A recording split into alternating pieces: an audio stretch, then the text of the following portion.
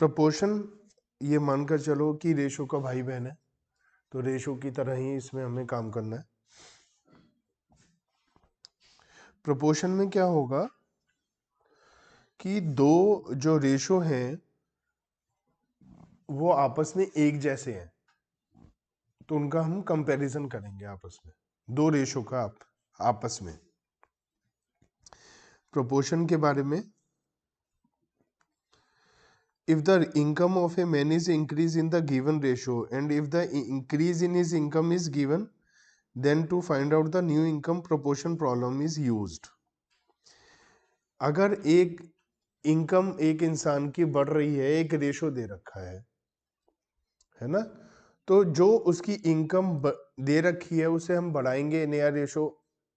जैसे एग्जांपल के लिए again if the age of two man are in given ratio दे रखी है, if the age of one man is given we can find out the age of another one. अभी अभी हमने ये करा था, तो वो हमने बिना प्रोपोर्शन के कर लिया था क्वेश्चन सॉल्व, है ना, कि भैया एक की इतनी सैलरी है दूसरे की कितनी होगी, एक में कम नंबर आए बढ़े तो दूसरे के कितने बढ़ेंगे, मैंने बताया था।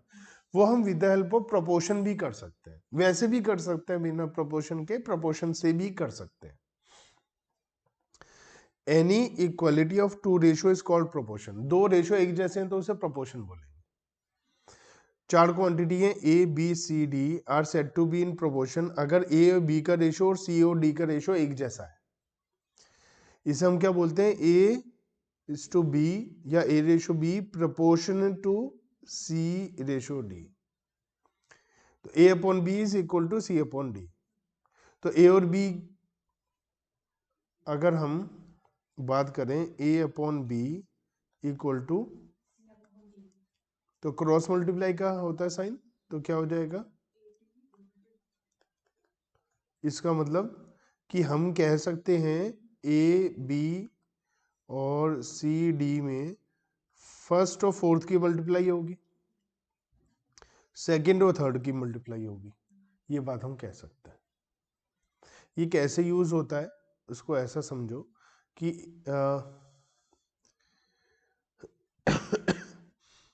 500 रुपये हैं और 600 रुपये है ना, इनका जो रेशो है दोनों का रेशो सेम है 5, जो एक यहाँ प्रोपोर्शन का मतलब जो बाद में लिख रहे हैं उनका रेशो भी सेम है, और ये है 20 और ये हमें नहीं दिया, तो हम इसकी वैल्यू निकाल सकते हैं। तो यही हमने करा था कि वहां एक की वैल्यू पता है तो दूसरे की वैल्यू हम निकाल पाए। अब यहां पर ये रुपीज में हो सकते हैं और ये हमारा किलोग्राम हो सकता है, समझ रहे हो। बस एक बात ध्यान रखनी है, ये आपस में और ये आपस में एक जैसे होने चाहिए, ठीक है। अब यहाँ x की वैल्यू कैसे निकलेगी, अभी अभी हमने पता लगाया, ये क्या है ए बी और ये क्या है सी डी, और अभी अभी हमने देखा हमें ए डी इक्वल टू क्या होता है बी सी, ठीक है। तो अब हमें पता है ए और डी 500 और x, 500x equal to B और सी 600 इंटू 20, तो x की वैल्यू आ जाएगी, ठीक है। ये प्रोपोर्शन का यूज है, मतलब अगर हमें नहीं आता हम तब भी कर सकते हैं, लेकिन अगर इसे देखेंगे तो थोड़ा और जल्दी हम सॉल्व कर पाएंगे क्वेश्चन को। क्वांटिटीज एबीसीडी टर्म्स है, ठीक है, और एबीसीडी को हम क्या बोलते हैं, फर्स्ट सेकंड थर्ड फोर्थ, ठीक है।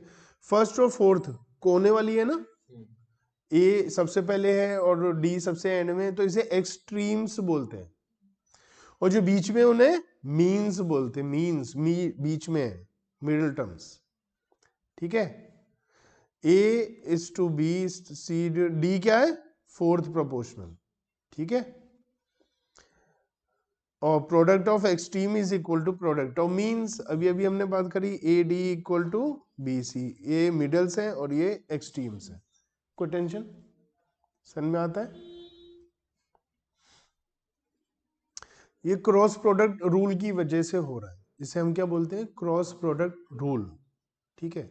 अब इन्होंने कहा मान लिया ये है ए बी इक्वल टू का मतलब प्रोपोर्शनेट टू बी सी। अब आपको पता है एक्सट्रीम की मल्टीप्लाई होती है, तो ए सी, और मिडल्स की होती है बी स्क्वायर। कोई टेंशन? ठीक है, तो यहां पर b इक्वल टू क्या हो गया, अंडर रूट ए सी। ठीक है, तो हम इसको बोल सकते हैं कि अगर b मीन प्रोपोर्शनेट है a और c के बीच में, तो ये रिलेशन हो गया इनका, b equal to under root A C. ठीक है, व्हेन 3 और मोर नंबर्स आर रिलेटेड, कि हम फर्स्ट सेकंड और फिर सेकंड थर्ड फिर थर्ड फोर्थ का सबका प्रोपोर्शन सेम है, तो उसे भी हम, जैसे कंटिन्यूड रेशियो था ऐसे ये क्या है, कंटिन्यूड प्रोपोर्शन। और हम इसे क्या लिखेंगे, x upon Y, Y upon Z, Z upon W, ऐसे लिखते जाएंगे। देखो 6 रुपए की 12 टॉफी आती है, 8 रुपए की 16 टॉफी आती है ना, तो इनका प्रोपोर्शन देखो, ये रुपीज है, तो 6 8 का मतलब 3 4, और ये 12, ये भी 3 4 हो गया, तो सेम होंगे ना, इसलिए हम लिखेंगे 6 8 प्रोपोर्शनेट टू 12 16।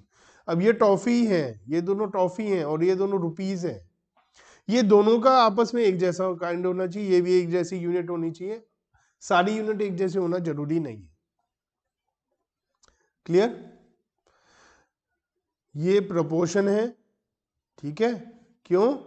क्योंकि 2.4, अच्छा हमसे पूछा ये प्रोपोर्शनेट है या नहीं, या तो इनके रेशियो निकालो, इनका रेशियो निकालो, फिर चेक करो, या 2.4 इंटू 2, फर्स्ट और लास्ट की मल्टीप्लाई करो और मिडल की मल्टीप्लाई करो, अगर ये आपस में सेम आएगा तो प्रोपोर्शनेट है। Clear? AD equal to BC बताया था ना। अब ये देखो यहां पर यूज हो जाता है, x की वैल्यू निकालनी है, AD, A क्या है, D क्या है, और BC क्या है, x इंटू 5/2, x की वैल्यू आ जाएगी, ये इधर आकर 2/5 हो जाएगा। फाइंड फोर्थ प्रोपोर्शनल, उसे x मान लो, फर्स्ट और लास्ट की और इन मिडिल की मल्टीप्लाई करके इक्वल रख दो, हो जाएगा। फाइंड द थर्ड प्रोपोर्शनल, ये 2.4 और 9.6, ठीक है, तो हमारे को यहां पर लिखा है कि थर्ड जो प्रोपोर्शनेट है वो मान लिया क्या है, x। ठीक है, तो हमारा क्या था फॉर्मूला, 2.4 और x कंटिन्यूड प्रोपोर्शन में, तो b स्क्वायर अपॉन AC 3 ही है, तो b इक्वल टू क्या होता है, ठीक है, ये भी ठीक है। तो यहां पर अब हमने बेसिक बात कर ली इसकी,